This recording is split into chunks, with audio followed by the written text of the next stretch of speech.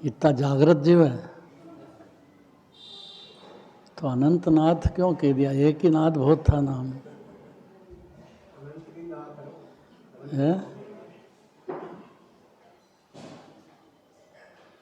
उनको जो तो कह दिया, और यहाँ कह रहे हैं कि हर जीव अनंतनाथ भगवान विराजता है? क्या बात करते हैं? फिर 8 कर्मों से घिरा हुआ है, कल 8 कर्मों के नाम भी आए। झूठ बात है? अब बोलो, इतनी ताकत है तो बोल दो है?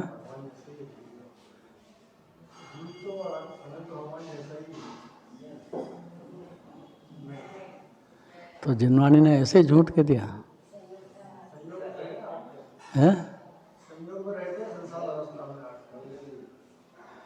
ऐसा तो उसका कर्म का उदय नहीं आएगा।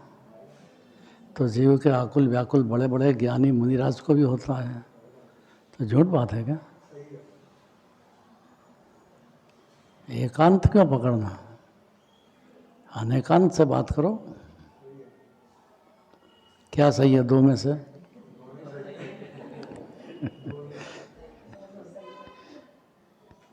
अनंत पुरुषार्थ है इसी में। यही डिसीजन करना है जीव कि परिणति में भले ही मेरे राग देश है, कर्म बंध रहे हैं, उदय आ रहा है, मेरी कमजोरी है। कमजोरी बोलना चाहिए भाई, इतने में तो ज्ञानी हो जाएगा जी। कमजोरी बोलो तो ज्ञानी हो जाएगा। आज गर्भ कल्याणक है ना, तो बहुत अच्छे भजन चले हमारे यहाँ गर्भ कल्याणक।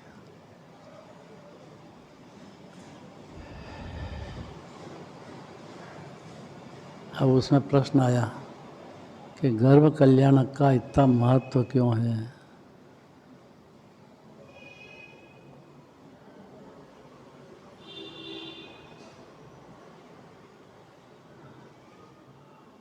और तीर्थंकर का जीव गर्भ कल्याणक में आए कि जगत का कोई भी जीव गर्भ में आए 9 महीने लगेंगे माँ के पेट में। तीर्थंकर के जीव सीधे रहते हैं, बाकी संसारी जीव उल्टे लटकते हैं माँ के पेट में। संसारी जीव को आदिनाथ भगवान की पूजा में आ गया है, माता खाए चर परो लागे तन संताप। अब माता क्यों दया करे, उसको चरपरा खाने को चाहिए। तो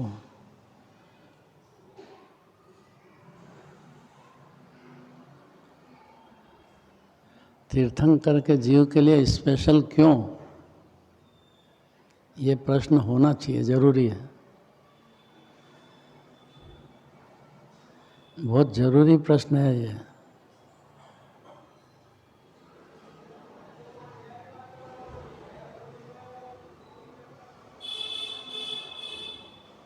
कि प्रत्यक्ष और परोक्ष इतना अंतर है।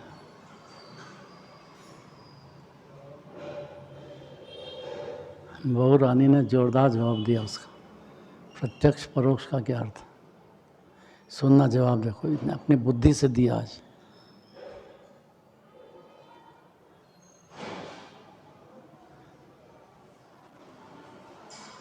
एक सेकंड रुक जाओ, सब आ जाने दो। डॉक्टर साहब आगे आओ है? अरे आगे आ जाओ। कल हमने आपके चेहरे पे इतनी प्रसन्नता देखी जो कभी नहीं देखी।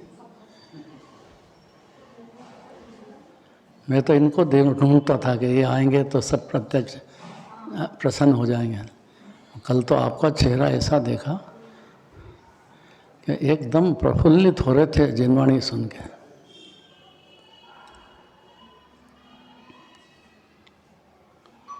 इसका मतलब यह है कि बात गहराई में उतर रही है, तो ही प्रसन्नता आती, नहीं तो आ ही नहीं सकती है जीव को।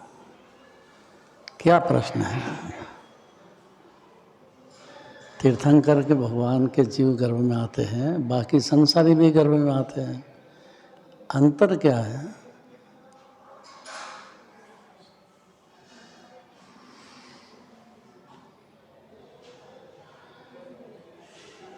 डरो मत।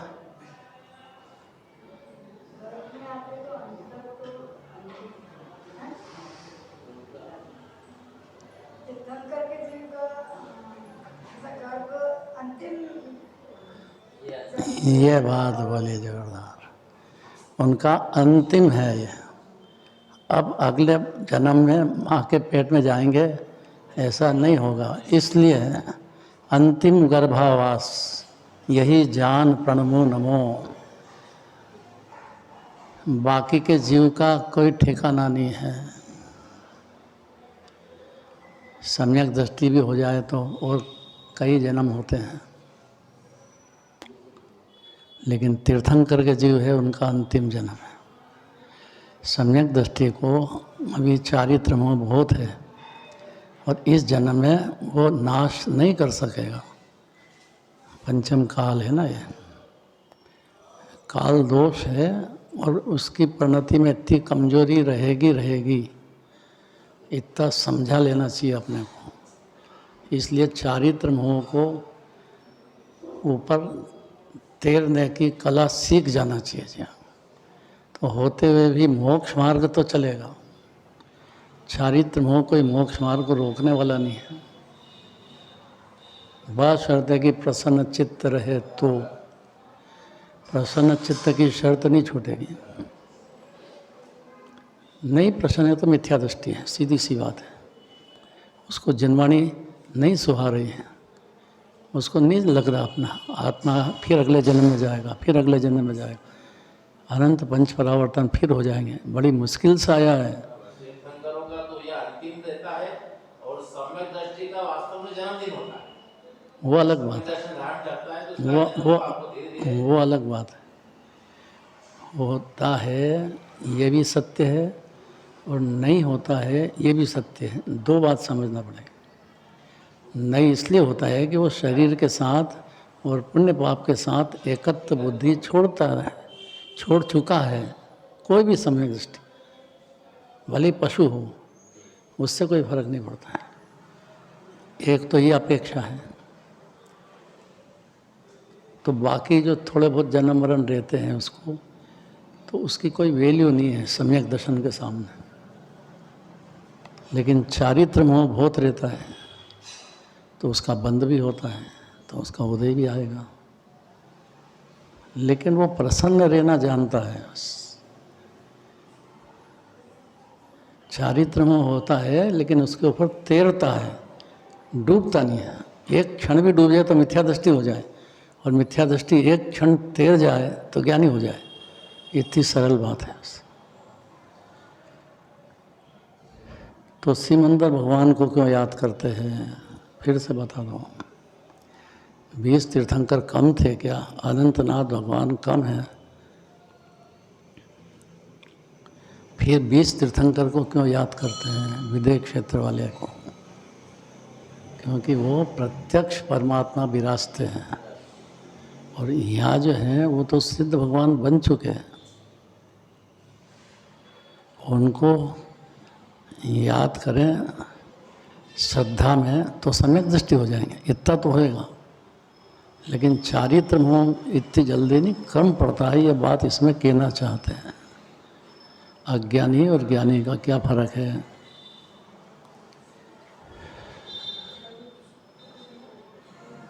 जीव कर्म का अकर्ता और अभोक्ता है।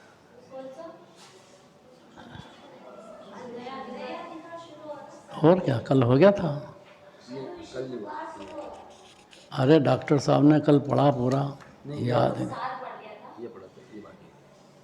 तो उससे क्या फ़र्क पड़े, बात आ गई सारी की सारी। अभी अब जो चल रहा है वो चलो, क्योंकि उसमें बहुत ज्ञानी और अज्ञानी, इसको समझना पड़ेगा जीव को। कब तक अज्ञानी रहेगा और कब ज्ञानी हो जाएगा? अज्ञानी जीव विषयों का भोगता है, ज्ञानी नहीं है।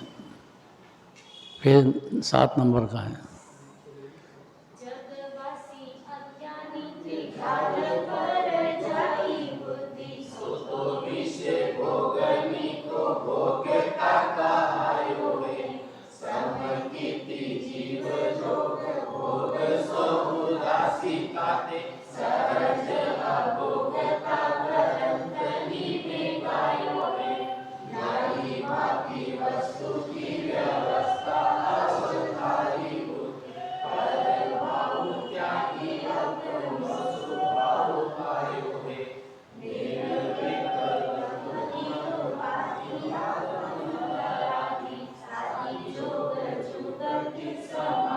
में समायो है।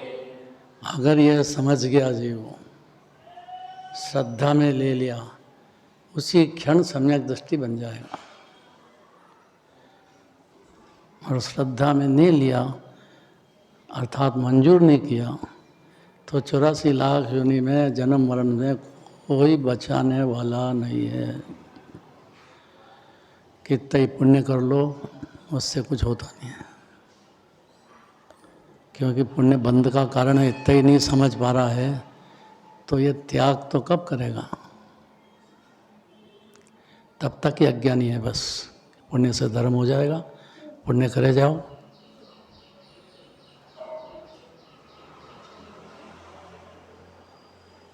अनिल जी बता देना क्या बात हो गई?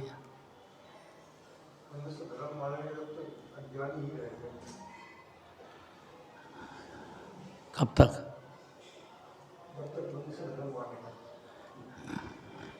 तो फिर पुण्य तो बहुत करता है, होता है और करता है।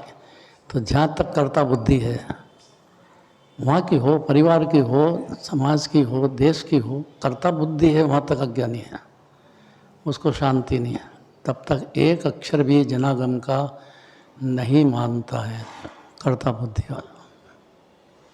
न निश्चय मानता है, न व्यवहार मानता है। घोर अज्ञानी है। 84 लाख योनि में जन्म मरण का अंत नहीं है।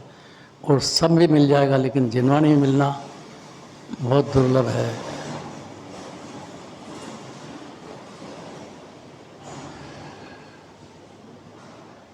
नरभव पायो भी तो जिन श्रुत न पाएगा।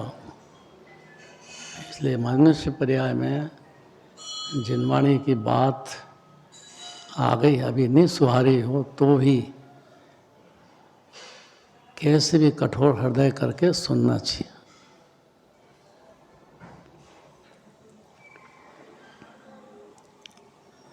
अब ये बात शास्त्रों में, माने एक शास्त्र नहीं, सारे शास्त्रों में, जो कि दिगंबर मुनिराजों के द्वारा कथित है। अविरत सम्यक दृष्टि तो खाली श्रद्धा करता है, और श्रद्धा करके अपनी चारित्र की पर्याय में बहुत दोष है ऐसा समझता है और उसको फॉलो करता है, उसका दुख भी बहुत होता है। लेकिन उसको जिनवाणी सुहाती है, यही चिन्ह है बस। वो गंभीर हो गया है, वहीं से अभोक्ता कहती जिनवाणी सम्यक दर्शन होते से। चारित्र मोह इतना है, दुख होते हैं, जन्म मरण होते हैं, तो भी अभोक्ता है। ये बात कैसे गले उतरे है? इसके लिए 7 नंबर की है, फिर से पढ़ो एक बार।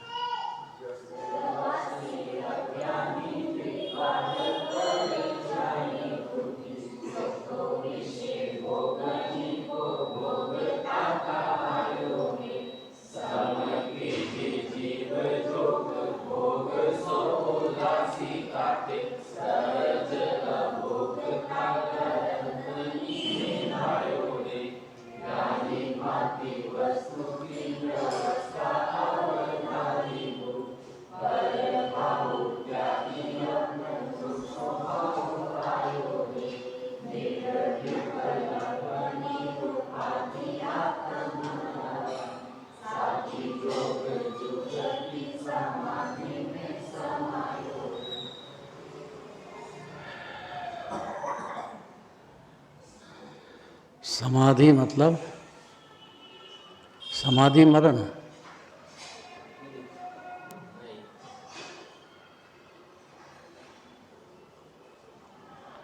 ज्ञानी होने पर हर क्षण समाधि मरण चलता है। चौथे गुण स्थान से अब उसकी डिग्रियां हैं। पंचम गुण स्थान, फिर मुनिराज, उनकी विशेष स्थिरता होने से उनकी प्रचुर समाधि चलती है। ऐसा भ्रम छोड़ दो कि देह छूटेगा और अपन अज्ञानी रह गए, भगवान को याद नहीं किया तो अपनी परिणति में समाधि नहीं होगी। अज्ञानी तब तक ही है जब तक कि जिनेंद्र भगवान की वाणी नहीं सुहा रही है। कोई ज़रूरी नहीं है कि आत्मा की अनुभूति हो, उसको आगे हो जाएगी, लेकिन सुहा रही है, ये बहुत बड़ा बीज डाल दिया जीवन में। याद रहेगा इतनी बात।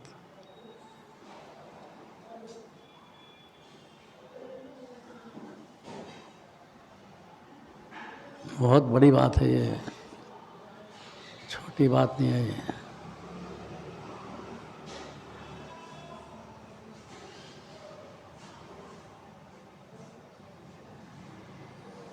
सुहा रही है मतलब दूसरी बार फिर बैठ गया आके, बस वहाँ से सुहाना शुरू हो गई। एक बार आया और उसके बाद पता ही नहीं कि कहाँ गया, मतलब सुहा नहीं रही उसको। ऐसा हो ही नहीं सकता है कि जिनवाणी के सुने बगैर उसको चैन पड़ जाए, भले अज्ञानी हो।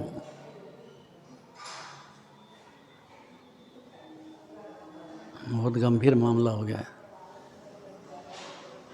सुहाएगी मतलब वो विचार करेगा, सोचेगा, समझने की मेहनत करेगा, सुहाएगी तो। और नहीं सुहाएगी तो कोरा का कोरा मंदिर में से फिर चला जाएगा। ऐसा द्रव्यलिंगी मुनिराज अनंत बार बन चुका है जीव। 28 मलगुण बहुत साधन कर लिए उसने, खूब मेहनत कर ली, लेकिन जिनवाणी सुहाई नहीं। 11 अंक पढ़ने के बाद भी कोरा का कोरा रहता है। क्या कारण है? सुहाई नहीं। अरे कैसी बात करते हैं? ऐसे ही मुनि रस धारण कर ली तो उससे क्या हुआ? पशु भी नग्न रहते हैं, नग्न रहने से कोई मुनि दशा हो जाती है?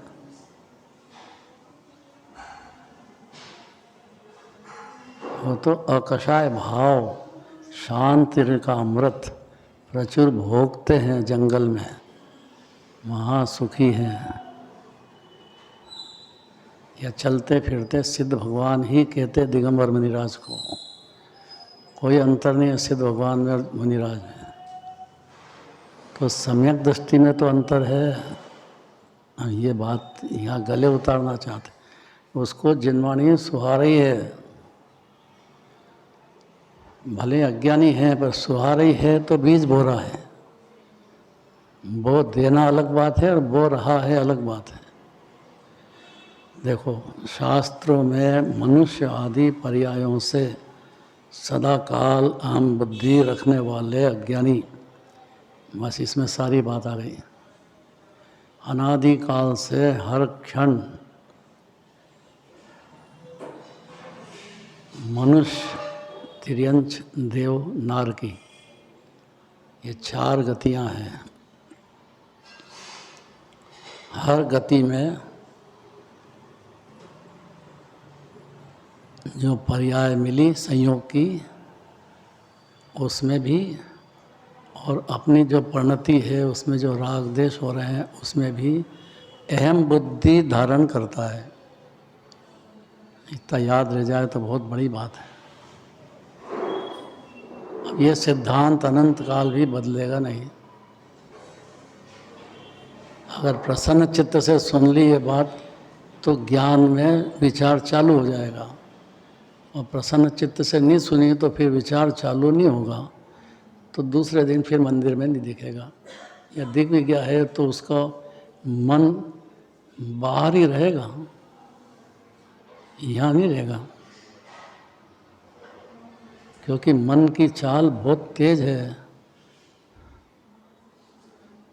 उसको थोड़ी देर शांति से बात मिलती है तो इतनी देर में तो बाहर ही बाहर जो उसकी समस्या बाहर में माथे पे उड़ रखी पड़ रहेगी, वही उसमें डूबता रहता है। सही बात है। तो प्रसन्न चित्त कैसे रहे? फिर भी दूसरी बार सुनने आ गया, तीसरी बार सुनने आ गया, वो बीज फलेगा। ये चिन्ह है कि उसको सुहा रही है। देखो शास्त्रों में मनुष्य आदि पर्यायों से सदाकाल अहम बुद्धि रखने वाले अज्ञानी, बस ये अज्ञानी की परिभाषा है।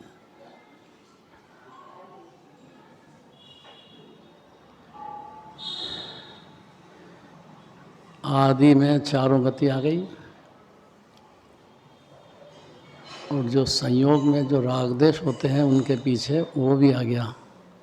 तो संयोग और संयोगी भाव दोनों में हूँ, मैं इसका करता हूँ, यही धर्म है मेरा। इसमें ही अहम बुद्धि धारण करता है वो जीव अज्ञान अंधकार में घोर संसार भटकने वाला है। लेकिन जिसको जिनवाणी सुहा रही है, सुहाने का मतलब वो चिंतन चालू कर दिया, उसने सोचना चालू कर दिया, बस वहीं से नींव डलती है।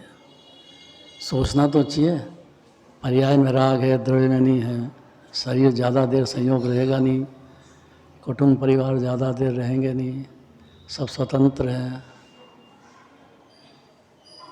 ऐसा सोचना तो चाहिए ना।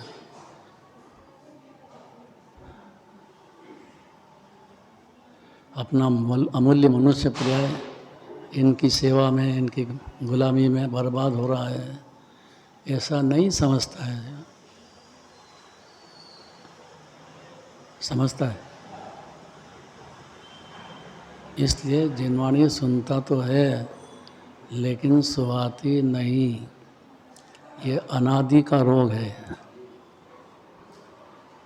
अनंत पुरुषार्थ है इसमें।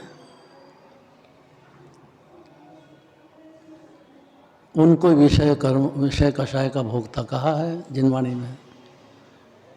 जिनेंद्र देव ने दिव्य ध्वनि में ये कहा है, इसको ऐसे ही नहीं टाल देना है। अनंत तीर्थंकरों की आवाज़ को दबाना नहीं,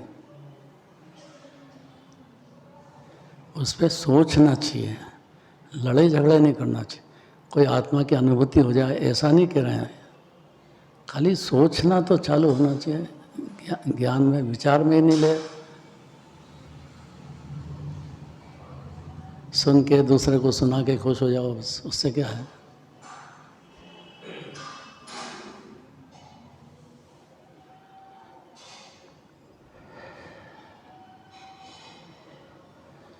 अज्ञानी संसारी जीवों को अपने स्वरूप का अज्ञाता होने से, कि आत्मा कैसा है, माने आप कैसे हो, इस बात का जानकार नहीं होने से, इसी को अज्ञान अंधकार अनादिकाल से चल रहा है। ऐसे विषय भोगों का भोक्ता कहा है कि वो 5 इंद्रिय के विषय का भोक्ता भी है, करता भी है। अब सम्यक दृष्टि होते से ही ज्ञानी नाम पाता है। 4 गति में कहीं भी किसी भी क्षण कोई भी जीव, उसका अधिकार है।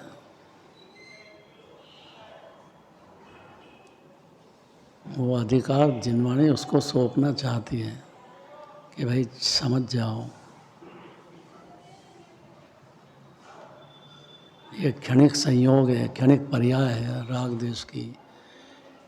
पाप पुण्य के तो है, पर निर्मल पर्याय भी क्षणिक है, मोक्ष की पर्याय भी क्षणिक है।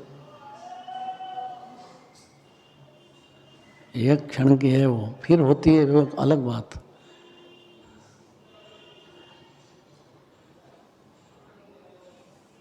अज्ञानी को कहा है भोक्ता करता, ज्ञानी को यहाँ सारा झगड़ा है। बस ज्ञानी मतलब आत्मा सुहा गया, अंदर आत्मा पसंद आ गया। मतलब ये है कि जिनराज की बात पसंद आ गई, जिनराज पसंद आ गए, बस वहीं से ज्ञानी हुआ जी। एक ही बात है, जिनराज को पसंद करो, मणिराज को पसंद करो कि आत्मा को पसंद करो, फर्क तो कुछ है नहीं।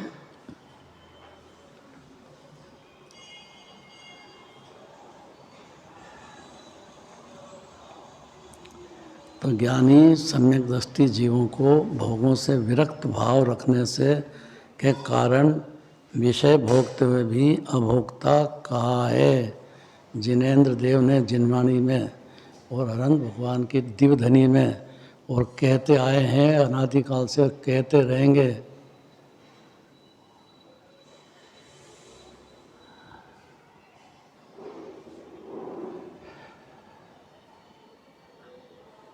क्यों कहा है, ऐसा क्यों कहा कि ज्ञानी लोग इस प्रकार वस्तु स्वरूप का निर्णय करके, डिसीजन की बात है सर, रोज़ सुनो न सुनाओ और घर जाओ, उससे की कोई कीमत नहीं है। सुन के निर्णय होना चाहिए कि आप शरीर हो कि आत्मा हो, संयोग हो कि आप स्वभाव हो गया आपका, आप रागी द्वेषी हो कि वितरागता की खान हो। जिनवाणी तो यही कह रही है, सवे जीवा सिद्ध समाना, तो जिनवाणी तो सिद्ध समान हर जीव को कह रही है। और आपको कि मैं तो संसारी हूँ, तो सिद्ध समान कहाँ मानता है जीव अपने को।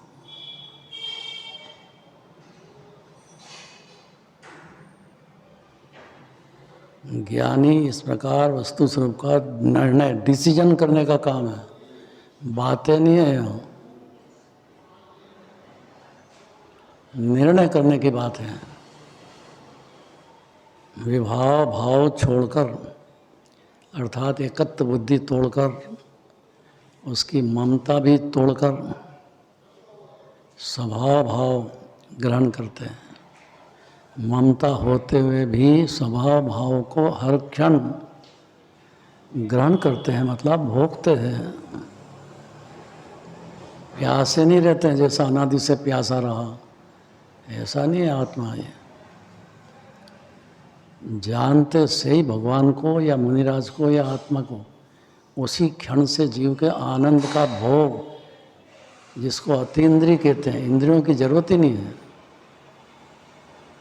इंद्रिय क्या करे, 5 इंद्रिय पुद्गल देखे और क्या करेगी। स्पर्श रस गंध वर्ण शब्द, भाई इतना ही काम है इंद्रियों का। और चूंकि यही देखा अनादि से उसमें सुख मानता आया है, मानता रहे भले, लेकिन ऐसा है नहीं। जीव भिन्न है। ऐसा दिव्य धनी में केवल ज्ञानी परमात्मा 3 लोक के सब जीव को कहते हैं, सारे जगत के जीवों को दिव्य धनी में। कैसे गणधर देव हाथ जोड़ के सुनते हैं इस बात को।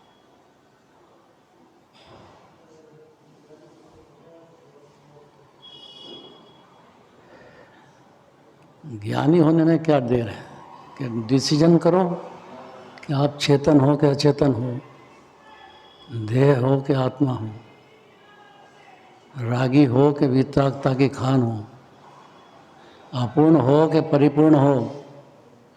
4 पॉइंट का जवाब देना है बस।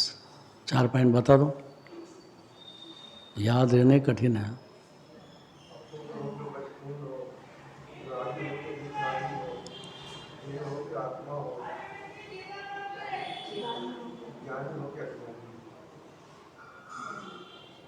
और याद रखने कठिन है। हाँ, चेतन हो कि अचेतन हो। ज्ञानी मतलब आप ज्ञान के समुद्र हो कि संयोग राग देशी हो, रागी देशी हो। तो साहब ज्ञानी की पर्याय में तो बहुत राग द्वेष होते हैं। तो हो, आप क्या हो।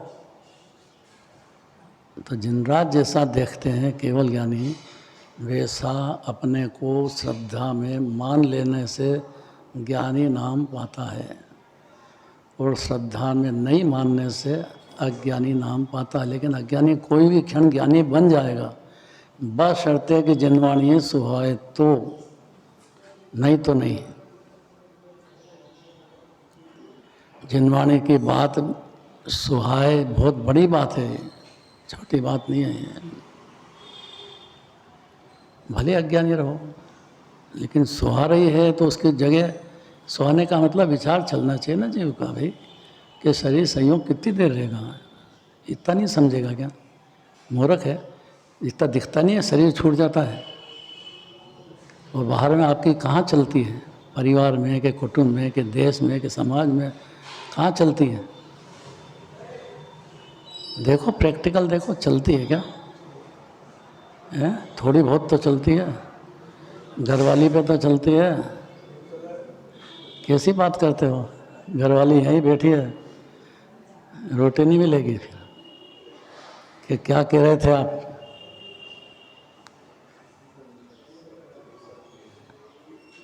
ये कभी डिसीजन नहीं किया जीवन ने। कोई बात नहीं, मत करो, सुनो तो सही, विचार में तो लो।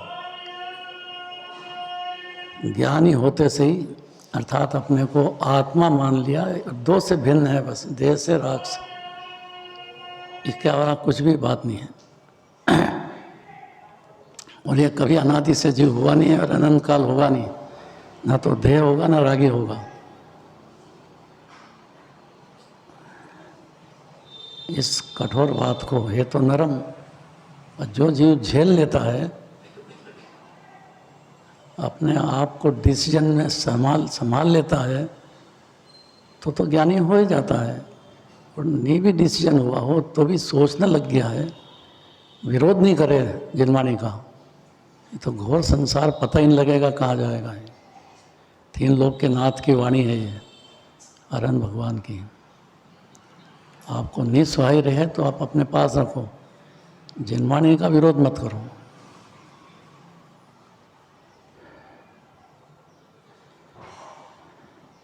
स्वरूप का निर्णय डिसीजन का काम है करके, विभाव भाव छोड़कर, अर्थात एकत्व बुद्धि तोड़कर स्वभाव को ग्रहण करते हैं। अर्थात अपने को अनादि अनंत आनंद का सागर, सिद्ध भगवान की खान हर क्षण मानते भी हैं और रस भी भोगते हैं। तो ज्ञानी, खाली माने और रस शुरू नहीं हो, ऐसा नहीं चलता है। अतीन्द्रिय शांति का, आनंद का भोग अद्भुत है। उसका स्वाद जिनेंद्र भगवान की वाणी को हृदय में लेते से ही, श्रद्धा करते से ही चालू हो जाता है। आगे देखो, अनिल जी पढ़ो आगे। और विकल्प तथा उपाधि रहित आत्मा की आराधना व योग निग्रह मार्ग ग्रहण करके निज स्वरूप में। ये लाइन हजम करना बहुत कठिन है। इस लाइन को हजम करने में ज्ञानी हो जाएगा, और हजम नहीं होती है तो अज्ञानी बना रहेगा। क्या विकल्प अपनी पर्याय में चल रहे हैं, लेकिन भिन्न है, ऐसा आचार्य का कहना है, भगवान का कहना है। दिव्यधनी में विकल्प तो आकुलता है, और जीव निराकुलता का समुद्र है। बस बारंबार दिव्यधनी में तो यही बात आएगी कि जो जीव देह में विराजमान है, चाहे कहीं भी हो चार गति में, वो निराकुलता का समुद्र है। आकुलता है ही नहीं उसमें, जीव में। ये तो खाली उसकी एक समय की परिणति में सम्यक्त होने के बाद भी जो आकुलता रहती है, लेकिन उसके साथ अपनापन नहीं रखता है जीव, उसको ज्ञानी कहते हैं। रहती तो है लेकिन उसमें डूबता नहीं है, रहती तो है, तैरता है। देखो कितनी क्लियर बात। उपाधि रहित आत्मा अनादि से ऐसा है, यही दिव्यधनी को कहना है। आराधना चालू हो गई, चौथे गुण स्थान से शुरुआत हो गई, फिर बढ़ने का नाम 14 गुण स्थान है। धीरे धीरे धीरे बढ़ती है, चारित्र मोह से निपटता है खुद, धीरे धीरे धीरे धीरे निपटता है। जब पूरा चारित्र मोह दूर होएगा तो पर्याय में परमात्मा हो जाएगा। इस क्रम से ही सुधरेगा, और इसी क्रम को जिनराज कहते हैं। इसको हल्के में नहीं लेना चाहिए। आराधना शुरू हो जाती है मानते से ही, निर्णय करते से ही, और योग निग्रह भी हो जाता है। योग का कंपन तो दिख रहा है, वो कंपन दिखे तो पर्याय में है, द्रव्य में नहीं है कंपन। निष्कंप है अनादिकाल से जीव, जैसा सिद्धालय में वैसा का वैसे अभी भी है, निष्कंप विराजमान। और योग निग्रह मार्ग ग्रहण करके कि योग का कंपन हो और योग पूरा खत्म होगा, अनंत भगवान के बाद सिद्ध भगवान बनेंगे, तब ये पर्याय की बात है, मेरी नहीं है। मैं द्रव्य हूँ तो आप कैसे हो कि मैं निश्चय स्वरूप में लीन होते हैं हर क्षण। चौथे गुण स्थान से एक क्षण भी ऐसा नहीं है कि जो निस्वरूप से लीनता छोड़ दे, और अज्ञानी ऐसा नहीं है जो एक क्षण भी निस्वरूप में लीन होता हो, एक क्षण भी। आगे चलेगी बात। ज्ञानी कर्म के कर्ता भोक्ता नहीं है, क्यों, ये बात चलेगी। अब टाइम हो गया।